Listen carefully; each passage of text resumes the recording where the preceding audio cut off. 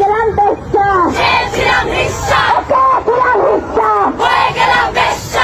নারী সংস্কার কমিশন যে সুপারিশ পেশ করেছে তার প্রত্যেকটা অংশ জুড়ে বাংলাদেশের অধিকাংশ নারীদের আপত্তি রয়েছে। কেন আপত্তি থাকার কথা সেটা আপনারা সবাই বেশ ভালোভাবেই জানেন, কারণ এই নারী সংস্কার আন্দোলনের সঙ্গে যারা জড়িত আছেন তাদের প্রত্যেকের চেহারাই কিন্তু এখন সামাজিক যোগাযোগ মাধ্যমে বেশ পরিচিত। তারা যে বেশ ধারণ করে, তারা যেভাবে চলাফেরা করে, তাদের পোশাক, তাদের গেট আপ সমস্ত কিছু আমাদের বাংলাদেশের সংস্কৃতির সাথে একদমই যায় না। এদের দিকে তাকালে বুঝতে পারবেন যে এরা একটা বিশেষ উদ্দেশ্য নিয়ে কাজ করছে, একটা বিশেষ লক্ষ্যের দিকে আগানোর চেষ্টা করছে এবং এদের পোশাক, এদের চলাফেরা সমস্ত কিছু পশ্চিমা কালচারকে মেনটেন করছে। তারা কখনো এদেশের নারীদেরকে রিপ্রেজেন্ট করেন না, করছেন না। তারা এদেশের নারীদেরকে অবমাননা করছে, নিচু করে দিচ্ছে।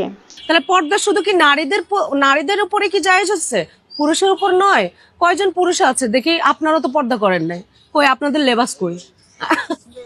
তাদের দিকে তাকালেই বুঝতে পারবেন যে তারা কখনোই একটা নারীকে রিপ্রেজেন্ট করে না। তাদের কথা, তাদের চলাফেরা, তাদের উঠা বসা, তাদের পোশাক পরিচ্ছদ কোনোটাই একটা সামাজিকতার মধ্যে পড়ে না বা কোনো ধর্মকে তারা রিপ্রেজেন্ট করে না। তারা উস্কানিমূলক কথা বলতেছে, নারীদেরকে উস্কাই দিচ্ছে পুরুষদের বিরুদ্ধে। নারীদেরকে সম্মান দেওয়ার নামে তারা সমাজে বিশৃঙ্খলা করতে চায়। মা বাবার সম্পদের সমান অধিকার ছেলে ও মেয়ের উভয়ের থাকবে, এই স্লোগানে যে মুখরিত হয়ে আসছেন, তারা ঘরে ঘরে ভাই ও বোনের মধ্যে বিশৃঙ্খলার সৃষ্টি করছেন। আমাদের সমাজে মেয়েদের জন্য শরীয়ত যে অংশটুকু রেখেছে তার কোনো বাস্তবায়ন নাই। ভাই যদি 2 আনা পায়, বোন পাবে 1 আনা। বোনের সে 1 আনা যথাযথভাবে বুঝে দেওয়া আমাদের সমাজে নাই। যেটুকু তাদের অধিকার আছে সেটুকু পাওয়ার ব্যবস্থা নাই আমাদের সমাজে। সেখানে পরিমাণ আরো বাড়ানোর দাবি করা হচ্ছে। এটা একেবারেই হাস্যকর। আর এর চেয়েও সবচেয়ে হাস্যকর বিষয়টা হচ্ছে, যেখানে একটা পুরুষের উপর বা একটা স্বামীর উপর বইয়ের ব্যয়ভার বহনের একটা অধিকার দেওয়া হয়েছে বা তার উপর ভরণ পোষণের একটা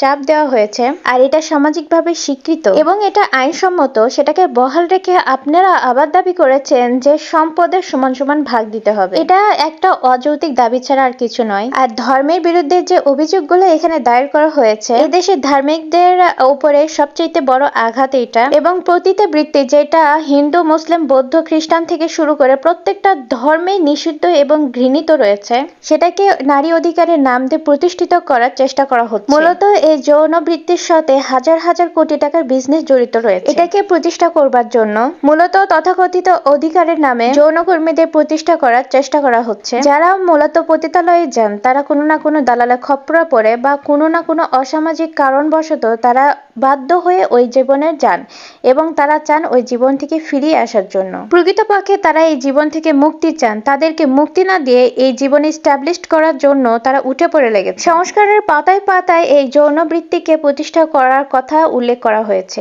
যৌন পেশাকে অপরাধ হিসাবে চিহ্নিত না করা এবং শ্রম আইনে এটাকে স্বীকৃতি দেওয়া, এটা দাবি করেছে তারা। এই জিনিসটা তাদের কাছে এত বেশি গুরুত্বপূর্ণ যে এইটাকে তারা 74 নম্বর পৃষ্ঠায়, 37 নম্বর পৃষ্ঠায়, 132 নম্বর পৃষ্ঠায়, 135 নম্বর পৃষ্ঠায়, 155 নম্বর পৃষ্ঠায়, অর্থাৎ পুরো সুপারিশনামার প্রতিটা পৃষ্ঠা বিভিন্ন জায়গায় তারা এটা লিখেছে। এদেশের মানুষের চিন্তাধারা, সংস্কৃতির দর্শনের বিরুদ্ধে তারা যুদ্ধ ঘোষণা করেছে। পশ্চিমা সংস্কৃতিকে এদেশের মানুষের মধ্যে চাপানোর চেষ্টা করছে। অভিন্ন পারিবারিক আইনের প্রস্তাব দিয়েছে তারা। এক যুগে সবাই বিয়ে করবে, এক যুগে সবাই তালাক করবে। একটু খেয়াল করে দেখবেন, আগের তুলনায় এখন বাংলাদেশের তালাকের সংখ্যা এমনিতেই বেড়ে গিয়েছে। একতরফা তালাকের সংখ্যা যদি সংখ্যাগরিষ্ঠ পরিমাণে বেড়ে যায়, তাহলে 2 তরফা তালাক যদি চালু হয় তাহলে কি হতে পারে? বিয়ে এবং তালাক কি বাংলাদেশে পুতুল খেলার মতো খেলা হবে? উন্মুক্তভাবে সিগারেট বা ধূমপান করতে চায় তারা এইভাবে মাদকাসক্তকে বাস্তবায়ন করতে চাচ্ছে। এমনিতেই বাংলাদেশে দিন দিন মাদকাসক্তের পরিমাণ বেড়ে চলছে। বিশেষ করে এদেশে কিশোর কিশোরীরা মাদকাসক্ত বেশি হয়। এভাবে তারা দেশের জাতির মেরুদণ্ড ভাঙতে চাচ্ছে। কোনো আইনের ঠিক ঠিকানা নাই, কিন্তু নারী যখন খায় তখন সেটা স্লাট শেমিং করে, তারপর নারীর জন্য নিষিদ্ধ হয়ে যায়। সিগারেট খাওয়া না খাওয়া, যেখানে খুন, ধর্ষণ, তারপর ছিনতাইয়ের মতো অপরাধগুলো সংগঠিত হচ্ছে, সেই জায়গায় সিগারেট তো কিছুই না। তাদের এই সংস্কারে তারা এটাও বিবৃতি দিয়েছে ম্যারিটাল রেপ বন্ধ করতে। এখন প্রশ্ন উঠছে এখানে যে আপনি কিভাবে প্রমাণ করবেন যে আপনি কখন, কিভাবে, কোন সময় আপনার স্বামীর হাতে রেপ হয়েছিলেন? স্ত্রী যদি বলে অমুক দিন অমুক সময় আমাকে জোরপূর্বে ধর্ষণ করেছে, এটা কি করে প্রমাণ হবে তিনি কনসেন্ট দেয়নি? নারী সংস্কার কমিশন এদেশের সব নারীকে প্রতিনিধিত্ব করছে না। মুসলিমদের সেখানে অবশ্যই ইসলাম সম্পর্কে বিশেষজ্ঞ তারা থাকা উচিত ছিল। নারী পার্টিসিপেশনকে যদি সত্যি আপনারা মূল্যায়ন করতে চান তাহলে আরেকটি কমিশন করে এবং সত্যি সত্যি আমাদের সুন্দর কিছু গুণগত মান উন্নয়নের জন্য সুপারিশ করুন। নারী সংস্কারের নামে ইসলামের সাথে সাংঘর্ষিক সংস্কারের প্রস্তাব দিচ্ছে এই নারী সংস্কারকরা। এই নিয়ে যখন সমালোচনা শুরু হয় তখন নারীর ডাকে মৈত্রযাত্রা নামে নতুন নাটক শুরু করেন তারা, যেখানে উশৃঙ্খল আচরণ এবং অশালীন পোশাক পরিচ্ছদ পরে তারা রাস্তায় নেমে পড়ে এবং তারা নারীর ডাকের এই আন্দোলনের নাম করে নারীর ভূষণকে অবমাননা করে।